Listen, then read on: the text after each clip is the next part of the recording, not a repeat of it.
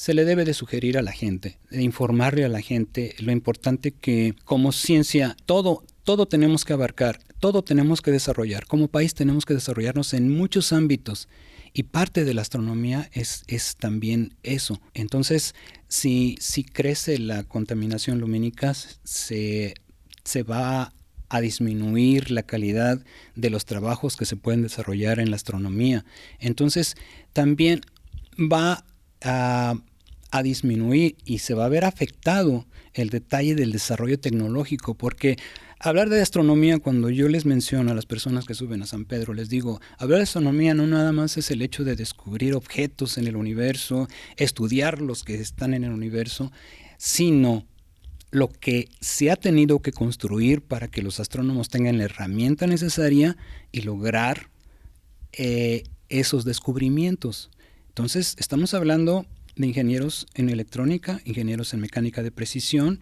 Estamos hablando de un sinnúmero de personajes de los cuales sin ellos las herramientas para el astrónomo no existirían.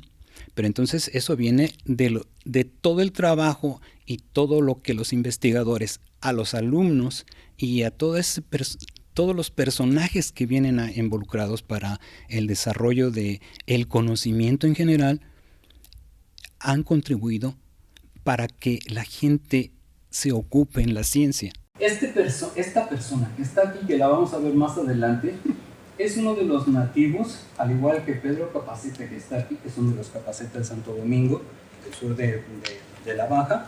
Esos personajes son nativos de la región, y sobre todo Tomás Farley, porque hasta el nombre lo tiene de familia, que venía, creo que era irlandés, no recuerdo muy bien, pero ellos sabían muy bien muchas áreas de la sierra, entonces servían como guías, servían como mucho más conocimiento de la zona, entonces ayudaban mucho.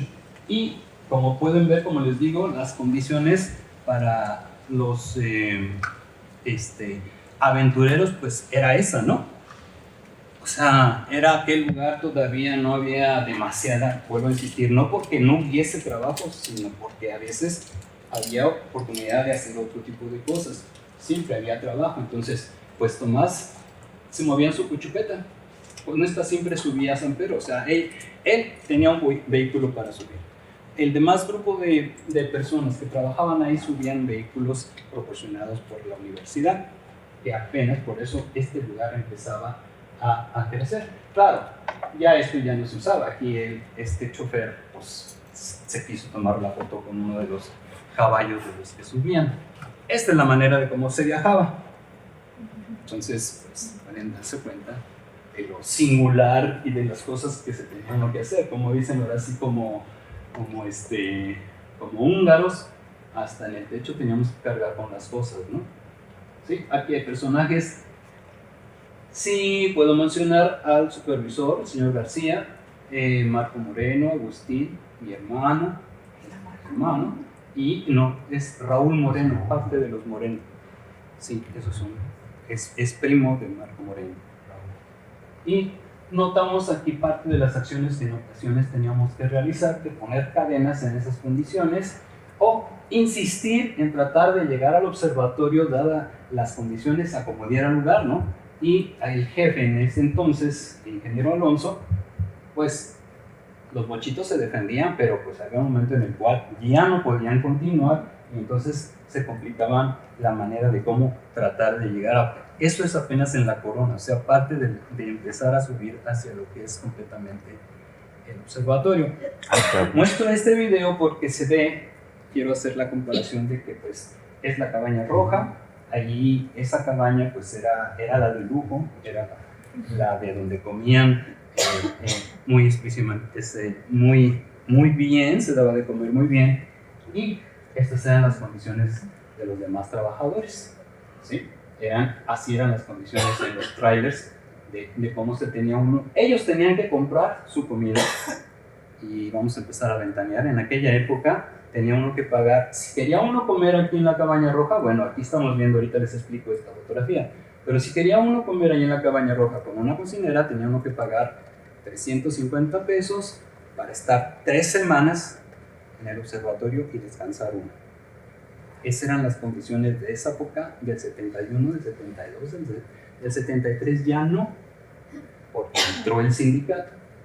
Pero estamos mostrando aquí, y como les digo, aquí pues se ve algo de lujo, pues, y se estaba conmemorando algo, y claro, como estaba el director, que en ese entonces ya había entrado, que es el doctor Poveda, se ve aquí, pues vino, cosa prohibida en un lugar, pero bueno, era aceptable porque estaba el director, ¿no? Entonces es el ingeniero Alonso, que en ese entonces empezó a ser el jefe, el señor García, de los García, Cristina Allen, este personaje es René Murillo, Lucrecia Maucomé, y este muchacho siempre le decíamos Chaviro Mondingo, que tiene su historia. Todos tienen su historia, ¿no? Entonces, mientras eso sucedía, pues también en la Ciudad de México se preparaban cosas, y coloco esta fuente, porque estaba exactamente enfrente de Torre de Ciencias, en la cual en los primeros pisos, primero, segundo y tercero, eran los tres, ¿verdad? Los dos nada más, el primero y el segundo. Entonces en el primero estaba parte de óptica y parte de electrónica. En este lugar se empezaban ya a realizar electrónica para el desarrollo de equipo en San Pedro Mártir. Estamos hablando del 72, 73 aproximadamente, y pues todavía aquí vemos a Elfego Ruiz, que es uno de los personajes que le dio mucha vida a lo que es la electrónica y lo que son los aparatos que se han construido en el observatorio, en el principio del observatorio. ¿Sí? Aquí están parte de los tornos y cosas de óptica. Que por cierto, según he investigado, el 84 en un principio, eso me lo platicó Nacho Rizzo, él es óptico, es un ingeniero, y aquí en Torre de Ciencias en óptica se polió el 84 centímetros. Me dice que usaron una de esas polidoras de piso y le colocaban los pulidores, y sobre eso le aplicaban todavía pesas para irle dando la forma y la curvatura al espejo. Pero después se tuvo que llevar a Tucson para poder corregir y acoplar secundario con el primario para que pudieran ser compatibles y corregir toda la superficie que no estaba completamente adecuada. Entonces, más aspectos de ese lugar, pues está el departamento de lavandería, y pues había siempre tiempo para convivir como familia, para estar un rato tomando café en la cabaña roja. Eran momentos en los cuales se terminaba el trabajo, y entonces podíamos tocar la guitarra, conversar más, jugar más, y eso sí, a las 8 de la noche se apagaba la luz ahí, se apagaba la plantita que alimentaba esa cabaña, y se tenía uno que subir a preparar los equipos en los telescopios, y entonces había que prender la planta, que ahorita van a ver de dónde salieron esas plantas generadoras, a dónde se tuvieron que mover, pero estaban cerca de los telescopios. Entonces era prender la planta, haber preparado con hielo seco el fotómetro que vieron en la fotografía de Harold Johnson, se llenaba con hielo seco. Entonces tenemos que machacar hielo seco, se tenía que llenar, se tenía que tener una temperatura soportable para que los fototubos pudieran emitir el menos ruido posible, ¿sí? Entonces, pues, esa era la chamba de nosotros, estar haciendo eso. Y esta era una de las formas de cómo se empezaba a observar en aquellas ocasiones. Pues, vean la antigüedad, bueno, sí, la película no la he mandado a digitalizar bien, pero pues esa es la manera de cómo se empezaba a observar en aquellas épocas, ¿no? Todo manual, bueno, eso sí era con motor, pero todo lo demás tenía que ser manual. Nuevamente, los personajes que les mencionaba, Elfego Ruiz, Mauricio Tapia, que es uno de los investigadores que tenemos aquí. Este es Mauricio Tapia, este es Juan Echevarría, Cruz, es un ucraniano, creo que era, y lo que vemos aquí, quise poner esta fotografía también, porque se está mostrando de que en aquella época nos valíamos nada más de esta comunicación. ¿Qué diera en aquella época de tener internet y todo eso? No, Nuestra única comunicación era a través de 20 metros y después migramos al sistema de 2 metros. Y todo era a través de radioaficionados. No podíamos mencionar ni productos, ni mencionar dinero, ni nada absolutamente. Eso porque estaba prohibido para poder usar la banda de 20 metros con la cual nos comunicábamos con Ensenada, nos comunicábamos con México y teníamos un horario, porque además de observar en la noche, nos teníamos que levantar a las 8 de la mañana, hacer comunicación con México, hacer comunicación con Ensenada y a la 1 de la tarde volver a hacer comunicación con México y en la tarde llenar hielo, ir a la planta, encenderla, preparar toda la electricidad para que todos los telescopios funcionen en aquella época. Y claro, en aquella época, bueno, aquí vemos los fotómetros y parte de los compañeros que trabajábamos en ese momento, así, en el 984. Esta fotografía la hice así, quise aprovechar que estaba como les dicen, una cuchupeta o un forcito de esa época, aprovechando esta casa que más al rato van a identificarla, que está a un lado de la esquina donde hacen el cobro del césped. Entonces les platicaba, ok, viene la proyección de hacer la instalación de alta tensión, por lo tanto había que mover las plantas a este lugar que todavía se ve que faltaba que se terminara de cubrir. Estas son las plantas generadoras. Aquí se ve a César Villegas, uno de los mecánicos que todavía está trabajando aquí. Tiene un año más que yo. Él tiene 46 años, yo tengo 45 años trabajando aquí. Y aquí se ve ya la reunión y se ve la fecha de febrero 15 del 73, cuando Carlos y César Villegas dibujaron una torre con las líneas de alta tensión en la cual pues estos generadores ya estaban en la parte más cercana a donde están los albergues, y fue un logro pues porque ya entonces sí, ya había luz en toda nuestra zona y no teníamos que estar batallando de andar encendiendo las plantas en la tarde, que siempre había momentos en los cuales los filtros no funcionaban y teníamos que ir a volverla a aprender. O sea, le hacíamos de mecánico, le hacíamos de carpintero, le hacíamos de electricista, le hacíamos de todo en aquella época, ¿no? Estos personajes, por ejemplo aquí, esta persona, ellos son precisamente los investigadores franceses, y ella es Ketita. Ella, un personaje muy importante porque se dedicó a hacer las comunicaciones de los radioaficionados, y tanto para nosotros nos ayudó en otras cosas que vamos a ver más adelante, como la comunicación en todo lo que era radioaficionados, en los sismos, en los eventos del 78 y 79, de las inundaciones y demás. Fue una persona muy importante, y con la mamá de Roberto Zambrano, que Roberto Zambrano en ese momento era el administrador más o menos de contabilidad en este lugar, pues tenían muchas conectas a través de lo que era radioaficionado. Como les decía, había momentos en los cuales pues nos dábamos un tiempo para hacer un poquito de bohemia, ¿no? Parte de la familia, decíamos familia porque había un poquito más de unión, un poquito de más de conversación con todos nosotros, ¿no? Personajes, si alguien recuerda, Mario Martínez fue el director del CICES.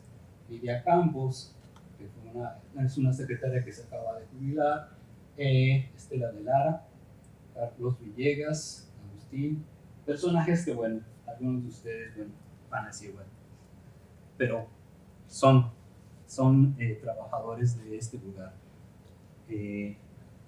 Vemos aquí parte de lo que ya se veía la cabaña roja. En este lugar estaba la plantita de 5 kilowatts que alimentaba la cabaña para un cierto tiempo de electricidad aquí, y pues se ve otra vez cómo eran las condiciones de los albergues de las personas. Empieza la construcción de los módulos, los cuales en una ocasión con el doctor Poeda muy orgullosamente me dice, oye, ¿y siguen funcionando? Le digo, sí, todavía siguen funcionando. ¡Ah, yo les dije que bien! Muy orgulloso. Realmente sí, o sea, sintió satisfacción. Y aquí se ve pues que cuando la madre naturaleza se hace presente, pues más adelante vamos a ver que por eso es así la naturaleza. Bueno, Saiza nos proporcionaba en aquel entonces combustible, Y como les digo, pues la sierra es la sierra, en todo lugar podemos tener accidentes y no es como para ocultar este tipo de eventos. Y pues fueron como 3 pipas las que se le cayeron a Saiza llevando combustible a San Pedro y en condiciones, como pueden ver, en condiciones normales, pero bueno, relativamente normales, porque el camino de terracería no, en algún momento, sin quedaba por las lluvias, perdía sustentación y entonces el líquido tiende a irse hacia donde más le ganaba al chofer y pues teníamos estos eventos. También nosotros nos aventamos, se nos ponchó una llanta y pues esta fue la mejor manera de cambiar la llanta ponchada, ¿no? Entonces ahí el más atrofiado fue, bueno, el que más sufrió cosas fui yo, ¿no? Que me sangré la frente, ¿no? Esta fotografía, pues ahí está Marco Moreno, pero la quise poner porque David Tenber, que era un personaje que nada más lo que quería era que le pagáramos, bueno, que le diéramos comida en este lugar, y le gustaba la astronomía, quiso venirse aquí a pasar pues casi 6 meses. Entonces, curiosamente, pues lo está ayudando muy amablemente aquí, ¿no? Pero aquí hay un personaje también muy importante, que es Gaspar, y nosotros le llamábamos Ramón Gaspar. Este personaje estuvo a punto, desgraciadamente que por horario no fue, estuvo a punto de hacerse famoso porque todas las noches, él fue marino, y por eso le decíamos marino, fue pescador, y conocía muy bien el cielo. En sus travesías se dedicaba a estudiar el cielo y siempre salía con su librito y con un telescopio pequeño y empezaba a checar todas las estrellas. Y en una tarde regresó y les dijo a unos astrónomos: ahí hay una estrella que no estaba ayer. Siempre. No le hicieron caso y por unas horas en Japón la dieron con su nombre en otro lugar. Entonces él estuvo a punto, pero él sí sabía y no le hicieron caso. Pero bueno, fue una anécdota más, una historia más de ese tipo, ¿no? Yo presumo de Baja California, a pesar que yo vengo de la Ciudad de México, pero yo presumo y siempre les digo que deben de estar orgullosos de este lugar, porque muchos de los alumnos que hace 10 años, hace 10 años o hace 15 años estaban en la escuela de UABC o haciendo otra escuela en Mexicali o Tijuana, algunos de ellos ya están trabajando aquí. Entonces eso es, para mí es de que estén orgullosos, porque esto es de este lugar, de parte de México, es parte del país y es bien importante este desarrollo.